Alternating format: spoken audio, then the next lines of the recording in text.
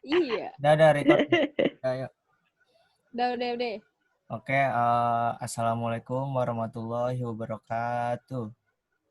Waalaikumsalam Waalaikumsalam warahmatullahi wabarakatuh. warahmatullahi wabarakatuh. Ya, halo teman-teman semua, kami dari kelompok 1 ingin menjelaskan chapter 2 dari buku Ian Sommerville yang judul Computer Based System Engineering. Sebelum kita jelaskan apa itu isinya, alangkah lebih baiknya kita perkenalkan diri kita masing-masing dulu. Pertama, perkenalkan, nama saya Fauzi Pamungkas. NIM saya 2018 470025. Ada saya Nisa Oceania, NIM 2018 4711. Dan saya Dimas Mufrianto 2018 47 0018. Oke, ini tuh mata kuliah rekayasa perangkat lunak dan dosen itu Ibu Rita Dewi Risanti. Pertama, Computer Based System Engineering. Computer Based System diorganisir untuk mendapatkan beberapa metode, prosedur, atau pengontrolan dengan cara mengelola informasi. Sistem ini di dalamnya termasuk di lama hardware dan software terdapat operator di dalam proses sistem tidak termasuk menjadi bagian dari sistem. Lalu ada elemen-elemen dari sistem berbasis komputer itu, yang pertama ada software. Software ini itu program komputer, struktur data, dan dokumentasi yang saling berhubungan dan memberikan efek pada metode, prosedur, dan kontrol yang diinginkan. Yang kedua ada hardware, yaitu perangkat elektronik, misalnya CPU, memori, yang memberikan kemampuan komputasi serta peralatan elektromedia, misalnya sensor, motor, pompa, yang memberikan fungsi eksternal. Yang ketiga ada people atau brainware, user dan operator dari hardware dan software. Yang keempat itu ada database, sekumpulan informasi yang besar yang diorganisir agar dapat diakses oleh software dan merupakan bagian integral dari fungsi sistem. Yang kelima ada prosedur, langkah-langkah yang menetapkan pemakaian khusus untuk setiap elemen sistem. Lalu ada properti sistem yang muncul. Properti sistem itu merupakan atribut sistem secara keseluruhan, bukan properti yang diturunkan dari komponen. Properti emergen adalah sebuah sistem properti yang merupakan karakteristik sistem sebagai satu kesatuan dan bukan dari bagian komponennya. Lalu ada properti ini mencakup kinerja, kendala, keselamatan, dan keamanan. Lalu ada dua jenis properti baru. Yang pertama ada functional properties, muncul ketika semua bagian bekerja sama untuk mencapai tujuan tertentu. Contohnya, tas memiliki properti fungsional menjadi tempat membawa barang-barang ketika telah dijahit dari beberapa komponen. Lalu ada non-functional emergent properties, kendala kinerja, keselamatan, dan keamanan berhubungan dengan perilaku sistem dengan lingkungan operasionalnya. Properti tersebut seringkali menjadi sangat penting bagi komputer based system karena kegagalan sedikit saja mengakibatkan sistem tidak dapat digunakan secara keseluruhan. Lalu ada kendala dalam rekayasa sistem. Komponen saling ketergantungan, jadi jika salah satu mengalami kerusakan tersebut akan disebarkan ke sistem. Kegagalan antar sistem dapat terjadi karena hubungan antar sistem. Mengantisipasi kemungkinan hubungan antar komponen, pengukuran keadaan perangkat lunak memberikan gambaran kondisi perangkat lunak tersebut. Lalu ada properti sebagai performan dan kendala yang dapat diukur, namun beberapa properti yang tidak dapat digunakan. Safety, sistem tidak dapat digunakan kalau tidak aman. Lalu ada security, sistem tidak dapat digunakan pada pemilik yang tidak sah. Mengukur atau menilai properti itu sangat sulit. Lalu ada hubungan keadaan. Kegagalan pada hardware dapat menghasilkan sinyal palsu yang berada pada luar jangkauan. Input yang diharapkan oleh software, kesalahan pada perangkat lunak menyebabkan alarm diaktifkan yang menyebabkan stres operator dan menyebabkan kesalahan pada operator. Lingkungan tempat sistem dipasang dapat mempengaruhi keadaannya. Ya, untuk selanjutnya akan dijelaskan oleh teman saya, Anissa Oceania. Saya persilakan. Oke, terima kasih Harul Razi Pamungkas. Di sini saya akan menjelaskan tentang sistem dan lingkungannya. Sistem bukan merupakan entitas yang berdiri sendiri, melainkan terdapat dalam suatu lingkungan. Lingkungan ini mempengaruhi fungsi dan kinerja sistem. Lingkungan bisa dianggap sebagai sistem pula, tetapi lebih umumnya lingkungan terdiri sejumlah sistem lain yang berinteraksi satu dengan yang lainnya. Next. Nah, di sini ada gambar atau bagan dari sistem hierarki, di mana sistem ini mempunyai turunan atau semacam tangga, di mana sistem itu mendukung lingkungannya, kayak dari kota ke jalan baru ke gedung. Jadi nanti ada turunannya, nggak bisa langsung, karena tadi kan sistem nggak bisa berdiri sendiri, jadi pasti ada berbagai aspek yang mendukung sistem tersebut. Next. Sistem arsitektur modeling.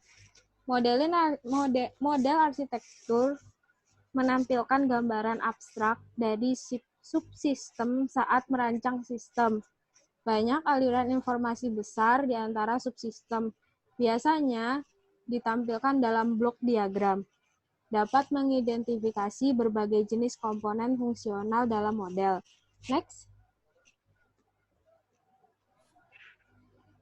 Nah, tadi kan di situ dijelasin kalau misalnya banyak sekali aliran yang berjalan. Nah, salah satu contohnya adalah alarm sistem ini.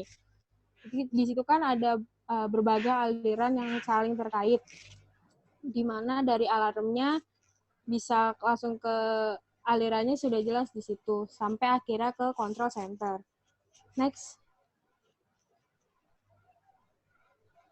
Nah, yang dari gambar tadi itu adalah komponen tipe di dalam alarm sistem. Dari sensornya itu ada sensor gerak dan sensor pintu, aktuatornya ada sirene, komunikasinya adalah alarm telepon, koordinasinya alarm controller, dan interface-nya adalah voice synthesizer. Next. Gambar ATC sistem arsitektur. Ini di sini tuh ada gambarannya, arsitekturnya atau rancangannya sebelum kita membuat sistemnya.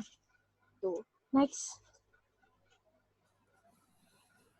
Faktor manusia dan organisasi. Karena sistem nggak bisa berdiri sendiri dan pasti harus dibantu entah dengan lingkungan atau user, jadi pasti akan ada bantuan yang mempengaruhi sistem tersebut. Contohnya dari faktor manusia dan organisasi, di mana seperti kayak perubahan proses yang terjadi di lingkungan, kayak apakah sistem berubah kerja proses pada lingkungan gitu. Apakah dengan sistem ini, sistem itu bisa membuat proses itu jadi berbeda di lingkungannya saat diterapkan. Terus perubahan pekerjaan, apakah sistem merubah skill user di lingkungan atau karena mereka merubah cara bekerja. Jadi perubahan pekerjaan pasti kalau misalnya ada sistem baru, antara skill usernya yang menyesuaikan atau dua-duanya menyesuaikan untuk bisa dikerjakan. Atau di perubahan organisasi, apakah sistem merubah struktur politik di organisasi. Nah, jadi dengan sistem ini, apakah sistem ini tuh merubah tujuan organisasi atau enggak, atau malah organisasinya yang merubah tujuannya, makanya dia pakai sistem tersebut. Next.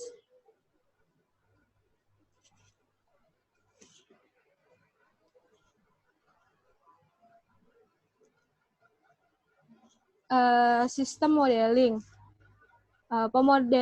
Sistem modeling itu sama kayak pemodelan sistem, adalah proses membangun atau membentuk sebuah model dari suatu sistem nyata dalam bahasa formal tertentu. Tujuannya agar kita dapat menghindari tumpang tindih fungsi aplikasi dalam sistem karena sistem tergambar dengan jelas.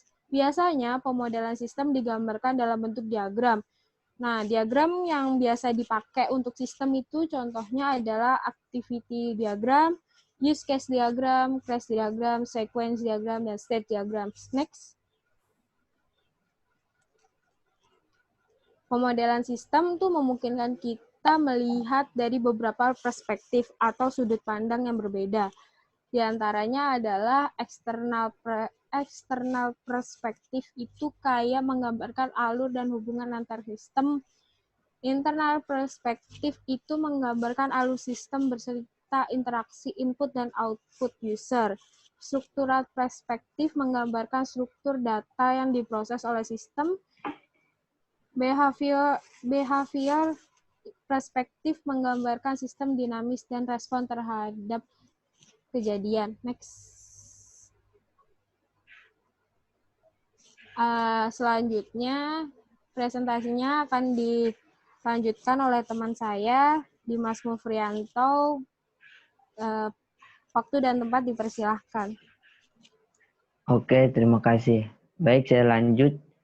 Selanjutnya ada the system engineering process. Biasanya mengikuti model waterfall karena kebutuhan untuk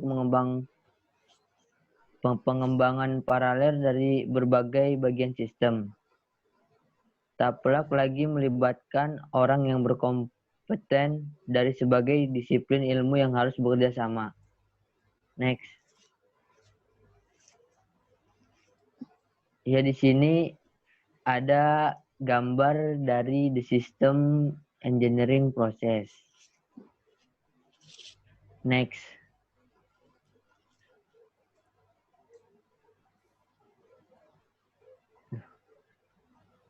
Dan selanjutnya ada gambar interdisciplinary involvement.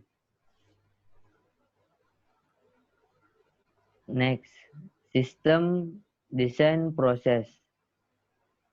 Pernyataan partisi atau requirements-nya di dalam satu grup yang sama.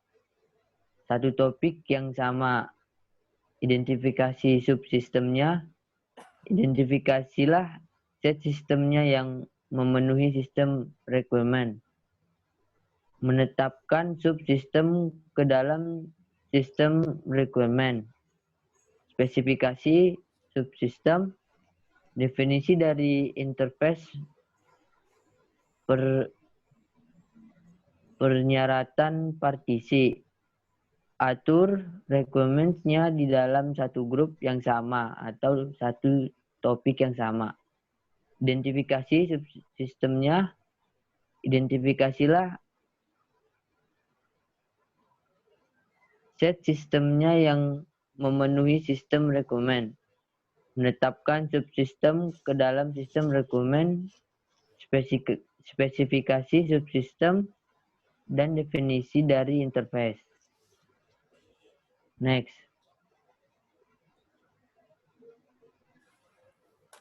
Nah, di sini kita bisa lihat dari gambar sistem desain proses. Next.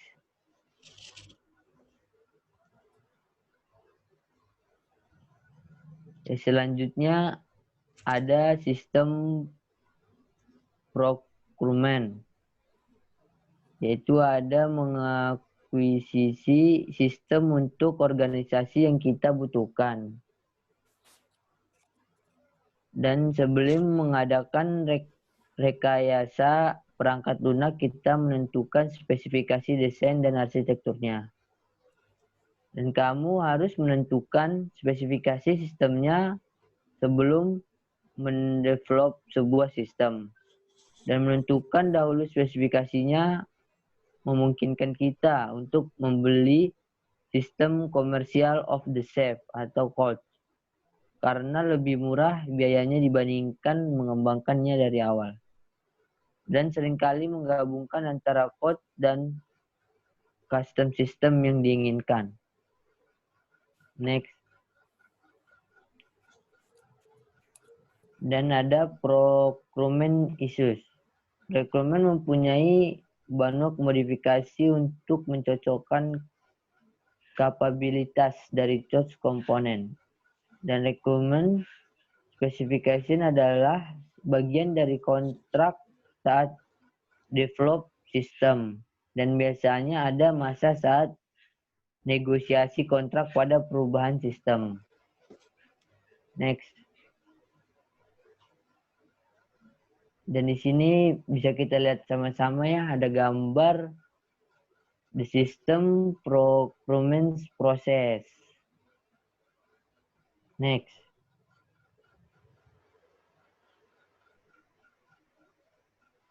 Ya, karena presentasinya sudah selesai, dari kami kelompok 1, semoga apa yang kita bertiga sampaikan dari kelompok 1 bisa bermanfaat bagi teman-teman semua. Ya, kurang lebihnya mohon maaf. Wassalamualaikum warahmatullahi wabarakatuh. Waalaikumsalam warahmatullahi wabarakatuh.